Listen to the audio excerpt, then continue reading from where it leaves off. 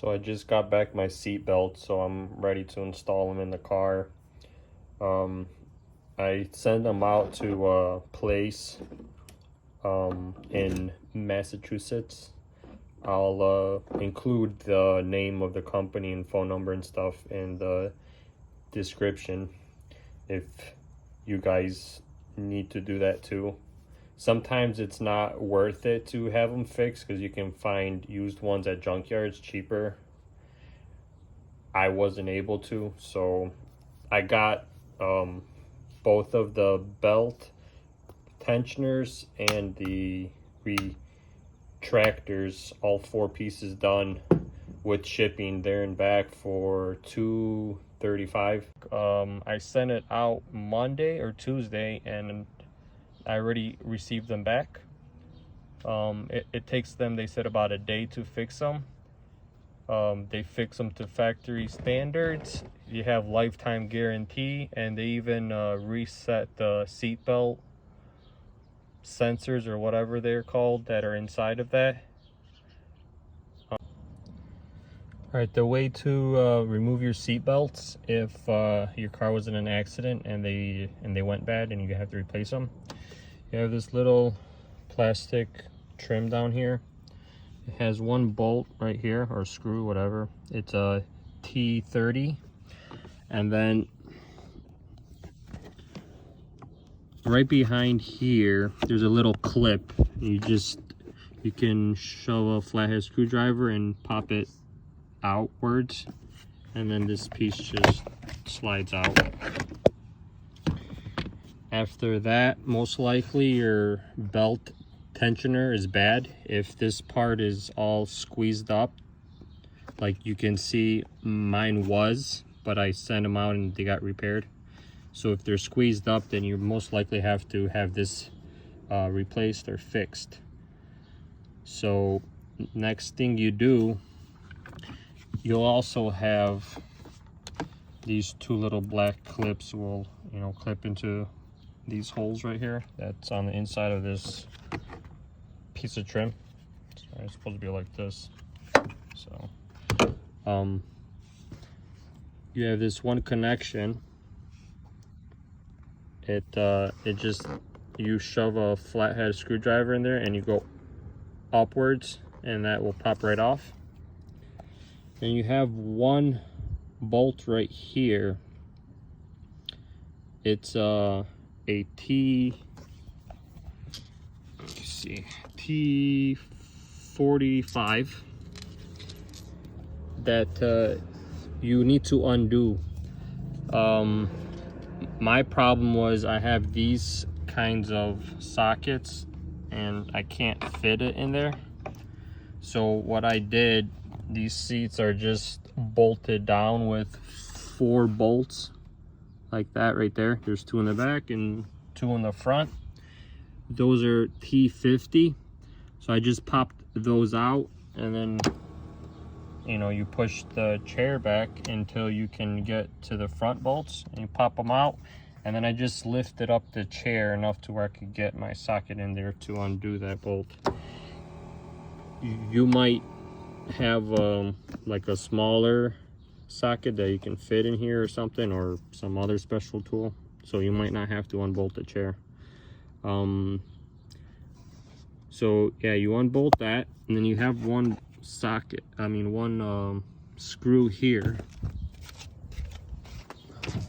that will have this little, plastic clip that already popped off. It just, you shove something in between here and it snaps off. It just, held in there by clips. You pop that off, then you have this little screw here. It's a T30, I believe. And then this thing, you just push down a little bit and out, and then it's free. It's part of this piece here. Also, what I did to make it easier, this plastic trim, it starts over here, like right under this latch, and it goes all the way to right there. I just popped it out all the way. It's just held in by like plastic clips like these red ones. I just popped out that whole piece. which you have to at least pry it back to be able to get this whole piece out. I just popped the whole thing out though to make it easier.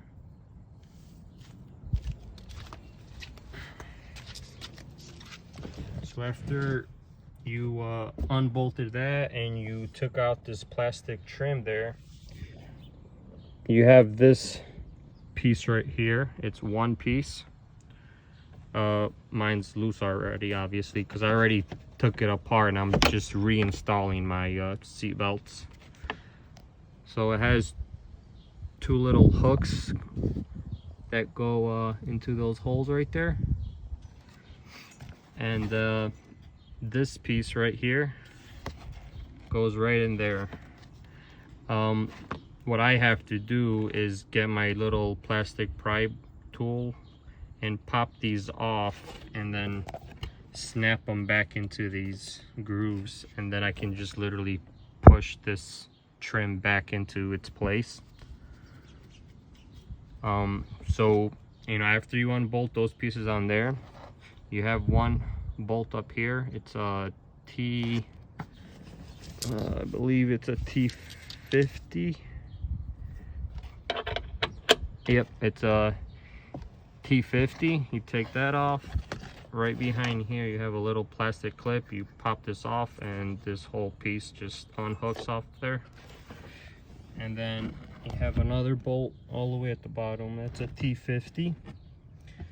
And once you unbolt this, you can pull this whole bracket out, and you have a clip that you have to unclip, and it's the kind where there's two little here, I can show you on the other side because I haven't installed it yet. So it has those two little pieces on the side. Those both have to pop upward at the same time for you to be able to disconnect this.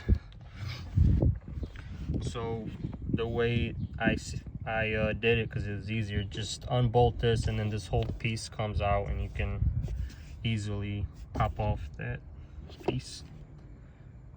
And then after you've taken that out, you either buy new ones, or what I did, I sent them out and got repaired. Alright, so I got the bottom trim back in and the main one. One thing I suggest, make sure the top is in those two holes, and if you can, like, hold it from here and then use your other hand down here, because you have to kind of pick up and pop them back into their holes, those, you know, plastic clips.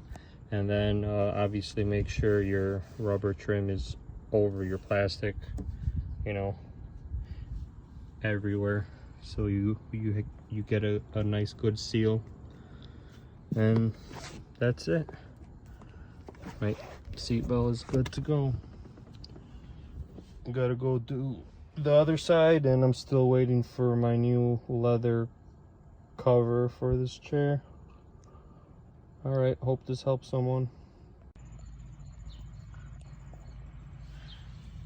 One thing, if you get your seatbelts fixed by the place where I went, they put a zip tie here, and the reason they do that, so you have slack, so you have a lot of seatbelt to work with while you're installing it, so you don't have to constantly be pulling on it.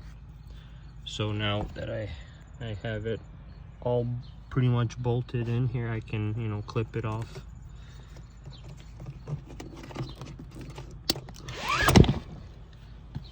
And one other thing, on the passenger side, it has one extra clip right here that I forgot about. Just clips and slides on this little plastic piece.